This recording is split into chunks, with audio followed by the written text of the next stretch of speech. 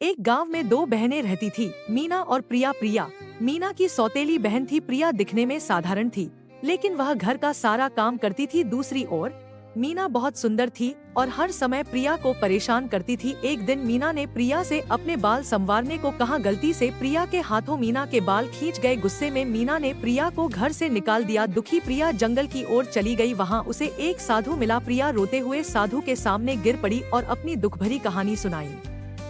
साधु ने तालाब की ओर इशारा करते हुए कहा, इस तालाब में 3 डुबकियां लगाओ। प्रिया ने वैसा ही किया। तीसरी डुबकी लगाते ही वह अत्यंत सुंदर हो गई। फिर साधु ने उसे तालाब के किनारे रखे बक्सों में से एक उठाने को कहा। प्रिया ने सबसे छोटा बक्सा उठाया।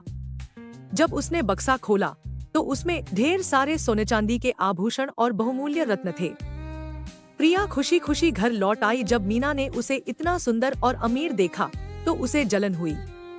वह भी जंगल की ओर भागी और साधु के पास पहुंची। साधु ने तालाब की ओर इशारा किया। मीना ने लालच में आकर 4 डुबकियां लगा ली, परंतु चौथी डुबकी के बाद वह कुरूप हो गई। अब उसे सोने चांदी की लालसा थी, इसलिए उसने सबसे बड़ा बक्सा उठाया। जैसे ही उसने उसे खोला, उसमें से एक विशाल अजगर निकला और मीना को निगल गया। इस तरह लालच का अंत बुराई में हुआ और प्रिया सुखपूर्वक अपने घर में रहने लगी।